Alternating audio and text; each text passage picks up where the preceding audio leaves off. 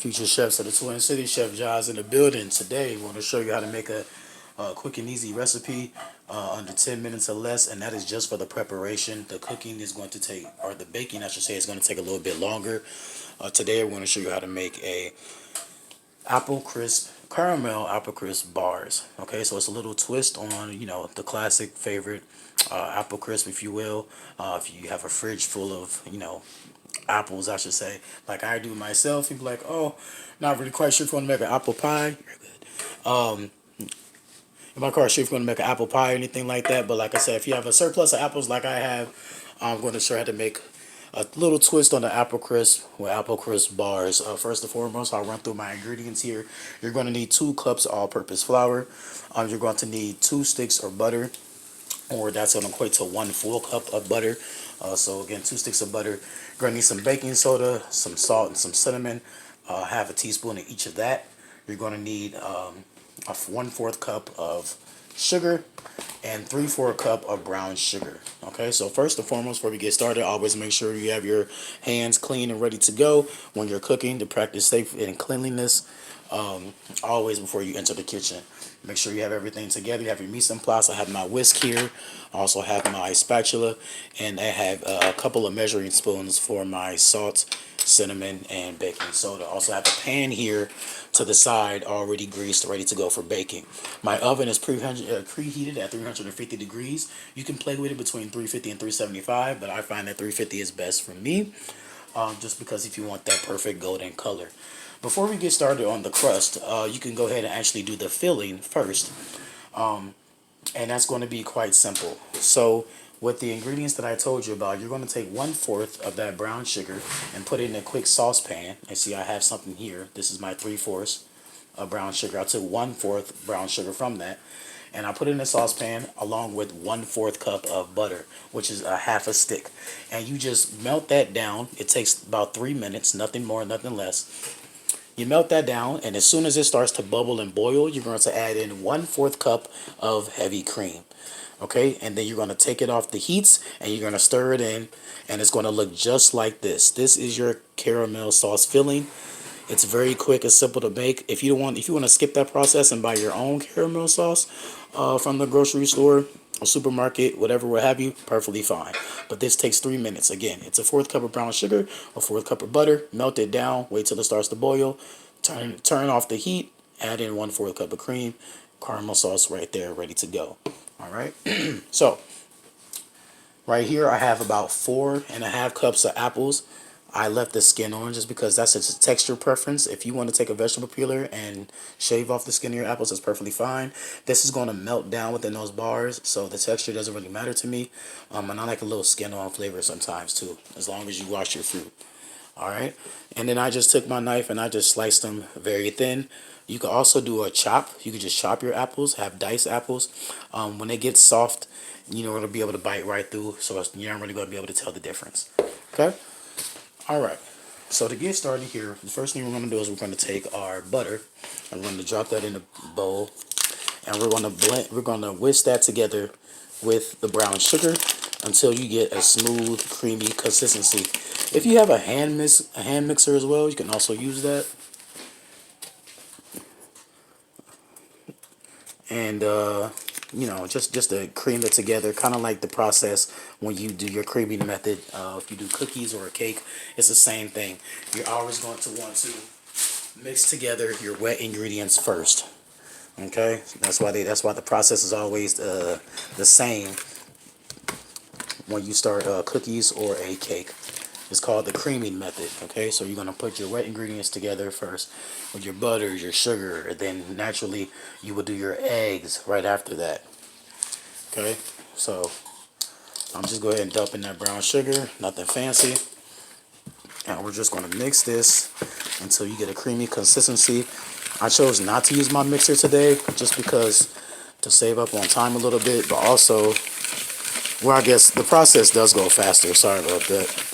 But this works. You can also use this with a whisk. Doesn't necessarily matter.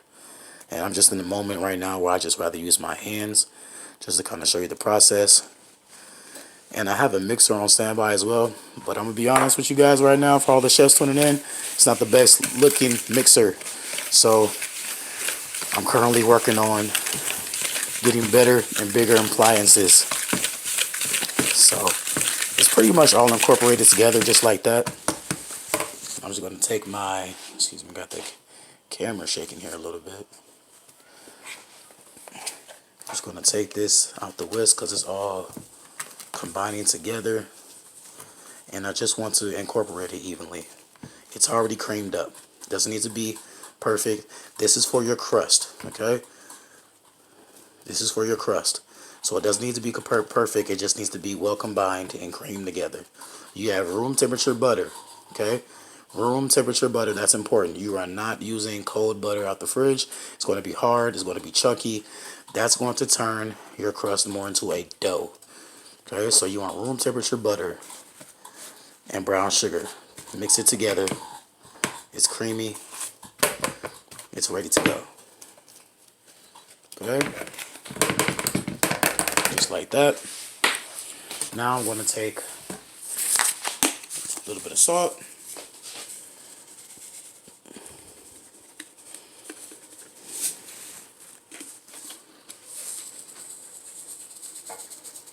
You don't want to come out there. There you go. Got my salt. I got my baking soda. I'm actually going to sprinkle this into my flour because that's all going into the same thing. Okay, and I'm going to just dump all that in, and this is going to come up with a very crumbly mixture. That's exactly what you want. You want a crumbly mixture. Okay, don't be shy with this process. When you're working with flour, flour can get everywhere. As long as you're a cleanly person like me, you wipe it all down. It doesn't really matter. Okay, so you want to look for that crumbly texture, and you're going to keep mixing this. Make sure it's well combined until you get a crumb topping of sorts. When you're done with this, you're going to preserve half. So take about half or 3/4, depending on how much crust you like. And you're going to press that into the pan, and the other fourth cup or half portion, you're going to set that to the side because you're going to sprinkle that on the top. Okay? So, like so. You see here how it's turning color and it's starting to come together. See those little bits in here? That's the butter. It's room temperature, but you still want to be able to, grip this, and put your hand in and be able to grip it, and it turns into it sticks together in your hand. When you get that consistency, you are ready to place this into your pan and bake it. You're going to bake your crust for about 7 to 8 minutes in the oven. And then you're going to take it out. We're going to put our apples in. We're going to put our caramel sauce on top. And we're going to take the other half portion of that crumble, and we're going to sprinkle it on top. If you're somebody like me who likes a little shiny polished effect, melt a little butter or egg wash, and you could drizzle that on top, or a little butter and a little sugar, for that nice little glossy effect when it comes out the oven, golden brown. Okay, so again, this is the crust. It almost looks like a graham cracker crust when you're preparing a cheesecake. And this is what you're looking for. See that? This is exactly what you're looking for.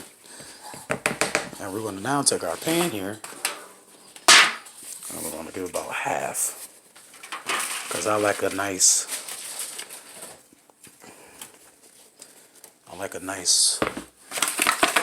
crumble on top. I'm just going to take it. I'm going to use a little bit more. Okay. Evenly like so. Take it back to your spatula, your spoon, just kind of pat it down. You just want to make sure that it kind of give it a little shape. so when it bakes, it's kind of even. You could also take the back of your hand and press down. It's the same procedure when you're making a graham cracker crust and a cheesecake. Okay.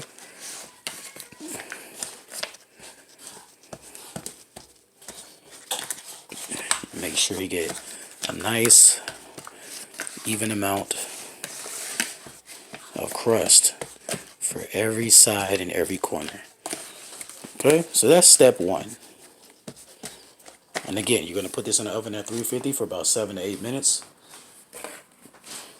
Just until it starts to come together and that butter melts in there. I'm going to put a little bit here in the corner. And then we're going to we're going to put in the filling and we're going to finish baking. And in part 2 of my video, I will show you the final result. Alright, so in the oven this goes. And future chefs of the Twin Cities will be right back in about 10 minutes. Tune back in. And we'll have our caramel apple crisp bars.